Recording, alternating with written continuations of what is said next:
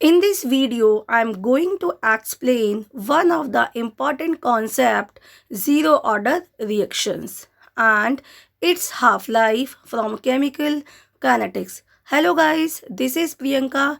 This video is helpful for BSc first year students even semester. You know what is zero order reactions? What is zero order reactions? We know very well that a reaction is said to be zero order if the rate of reaction is independent of the concentration of all reactants.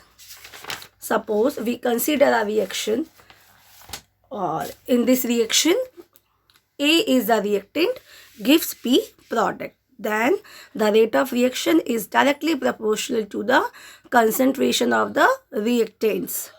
Here R is directly proportional to the A ki power 0. In place of this proportionality, R is equal the K A ki power 0. A to the power 0, if we take anything is a power of 0 is 1. So A ki power 0 is equal to 1. Therefore, R is equal to K. We can write a rate for zero order reaction. R is equal to minus dA upon dt. Here the minus sign indicates decreasing in concentration of the reactant, and D is indicate the instantaneous equation or differential rate equation, means decreases in the concentration of the reactant with respect to time. So minus dA upon dt is equal to K. You see here I write R is equal to minus dA upon dt is equal to K. Concentration of A ki power 0 is equal to the K. This is differential rate equation for zero order reaction. And we are arranging the above equation, so we get minus dA is equal to K dt, and we changing this at moving from left side to right side, so minus dA is equal to K dt.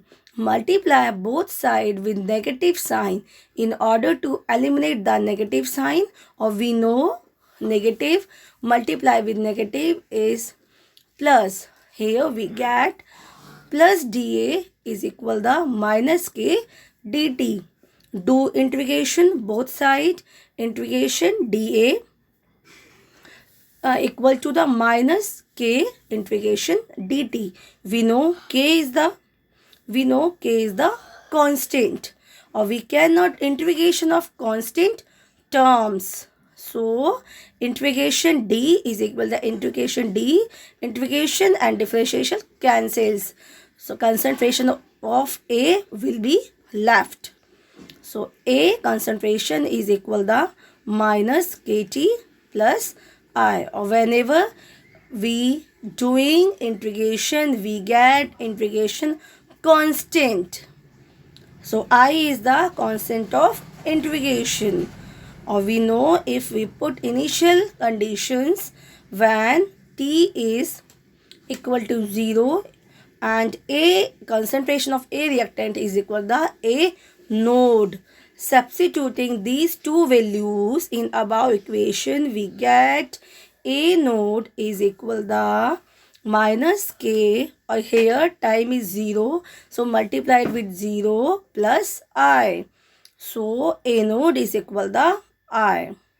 We know A is equal to minus KT plus A node. So KT is equal to A node minus A, or K is equal to A node minus A upon T. So we write here K is equal to 1 upon T A node minus A. It is integrated rate expression. It is integrated rate expression for zero order reactions. Now you can easily understand that what is integrated rate equation for zero order reactions. And further, let's we study that if we know what is the K for zero order reactions, let's the initial concentration of A be A is A mole per liter. Let's X mole of reactants converted into the products in time T. Then concentration of A left after time T be A minus X moles per liter. Then we write here A is goes to P, means A is reactant gives P products.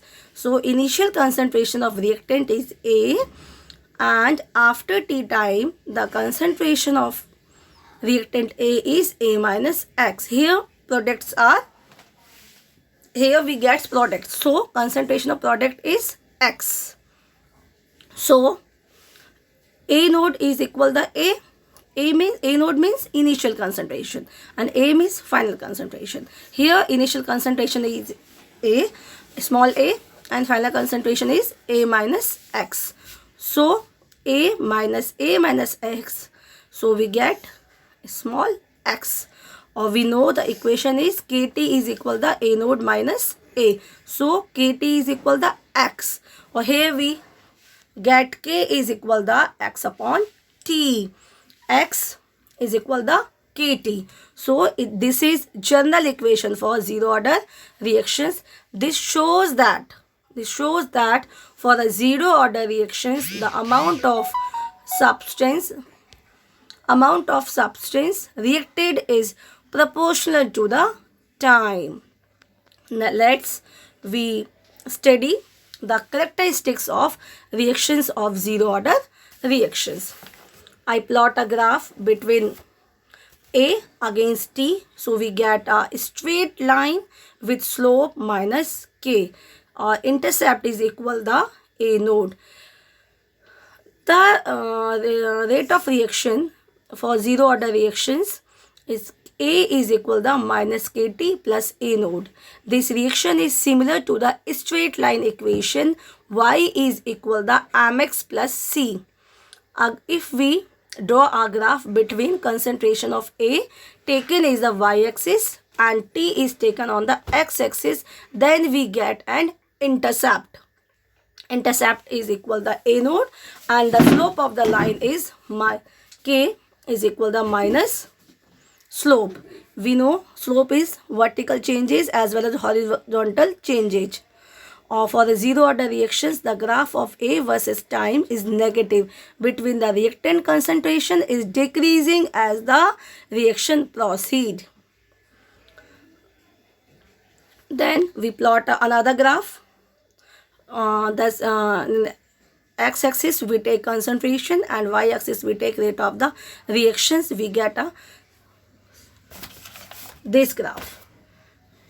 Or this graph is it is clear that the zero order reactions, this graph is clear show that the zero order reactions is independent on concentration of the reactant. Therefore, the graph of rate of reaction versus concentration of reactant will be a straight line parallel to the concentration axis.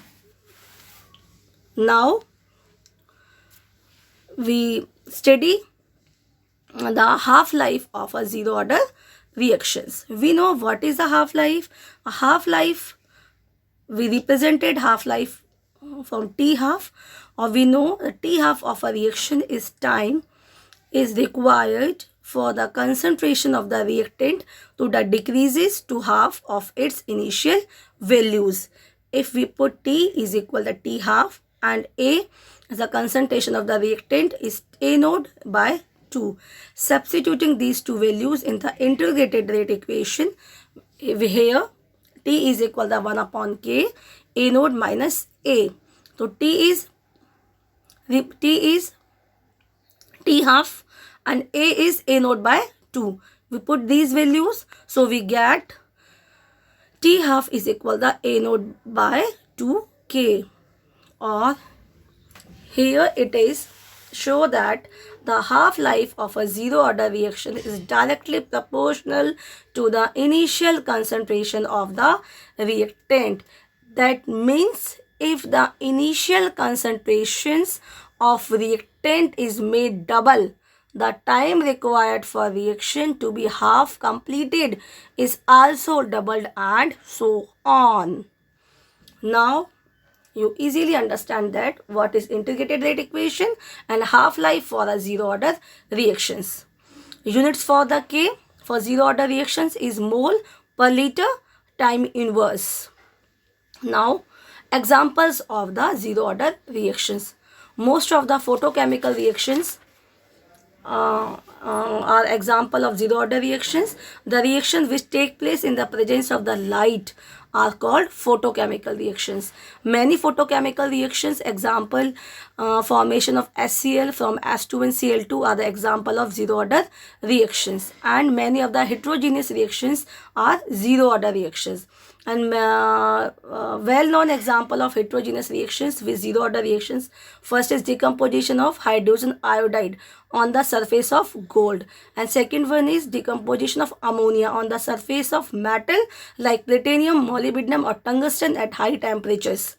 So now you are able to find the integration and differentiation rate law for zero order reactions and half-life for zero order reactions. Thank you.